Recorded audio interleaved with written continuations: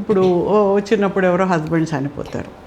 చనిపోయినప్పుడు ఈమెకి కొన్ని కోరికలు ఉండొచ్చు. ఎవరో ఒకళ్ళు వచ్చి మంచి మాటలు చెప్పి వాళ్ళని తీసుకుని ఇక్కడ కుదరదు, ఎందుకంటే కల్చర్లో పెద్ద ఒప్పుకోరు కాబట్టి మనం బయటకు వెళ్ళిపోదామని వీళ్ళని తీసుకువెళ్ళి కొంతకాలం వాళ్ళతోటి ఉండి వాళ్ళని ఎక్కడో వదిలేయడం. ఇంక వాళ్ళు తిరిగి వెనక్కి వెళ్ళలేరు. తన ఇంటికి వెళ్తే వాళ్ళు రానివ్వరు. కాబట్టి షీ హ్యాస్ టు అక్కడే ఉండడము. వెళ్ళి ఏ పోలీస్ స్టేషన్ కంప్లైంట్ చేస్తే ఆల్రెడీ పర్వాలేదమ్మా నువ్వు వేరే వాళ్ళతో తిరిగావు కాబట్టి సరదాగా మనం కూడా వెళదామని వీళ్ళు కూడా రకరకాలుగా చేయడం అనేది మనం అసలు అట్స్ మోస్ట్ కామన్ థింగ్. అసలు వాళ్ళనే కాదు, మామూలుగా వెళ్ళిన వాళ్ళను కూడా వీళ్ళు అలా బిహేవ్ చేయడం అనేది మనం చూస్తున్నాం.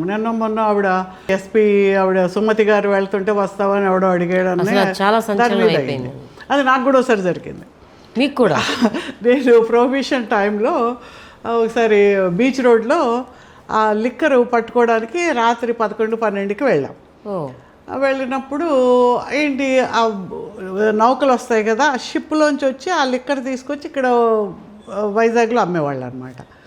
అయితే నేను మామూలుగా చీర కట్టుకుని ఉన్నాను, నా పక్కన మా ఎస్ఐ అమ్మాయి చీర కట్టుకుని ఉంది, మిగిలిన కానిస్టేబుల్స్ వాళ్ళందరూ ఎక్కడెక్కడో ఉన్నారు. చీకటి రాత్రి 11-12 మేము గట్టు మీద కూర్చొని సివిల్గా ఉన్నారు ఆ రోజు. జనరల్గా హైయర్ ఆఫీసర్స్ సివిల్లోనే ఉంటారు, రోజు యూనిఫామ్ వేసుకోరు. మేము ఉంటే ఇంకోడెవడో తాగేసి వచ్చాడు. వాడు వచ్చి ఇంకేదో కూర్చుని ఏదో మాట్లాడబోతున్నాడు నాతో అనమాట. ఏదో వస్తారా అన్నట్టే అనమాట. పర్వాలేదు వెళ్దాం అని చెప్పాను. మరి ఎక్కడ పోలీస్ స్టేషన్కి వెళ్ళాలి కదా మనం, తప్పకుండా వెళ్దాం అని చెప్పాము. ఆ తర్వాత ఎవరిని అడగకూడదు వాళ్ళనే వచ్చి అడిగేవారు అని మొత్తం అతను తీసుకెళ్ళాము. ఏవో లెక్కర్ అది దొరికింది పట్టుకెళ్ళాము. కాబట్టి ఏంటంటే మనిషి ఆడవాళ్ళు ఒక్కళ్ళు కనిపిస్తే ఇంక వాళ్ళు ఇదే పని మీద రెడీగా కూర్చుని ఉన్నారు.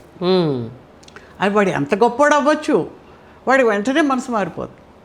అంటే ప్రతివాడు ముసుగులో బ్రతుకుతూ ఉంటాడు. అంటే బయటికి కనిపించే మనుషులు వేరు.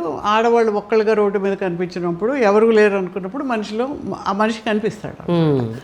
అది మనం చూస్తూనే ఉన్నాం, అన్ని విధాలుగా చూస్తున్నాము. కల్చర్స్లో చూస్తున్నాము, మన ఆఫీసుల్లో చూస్తాము, ఫీల్డ్లో చూస్తాం, ఏ ఫీల్డ్లో ప్రతి ఫీల్డ్లోనూ ఆ మనుషుల్ని యూజ్ చేసుకోవడం అనేది మనకు కనిపిస్తుంది.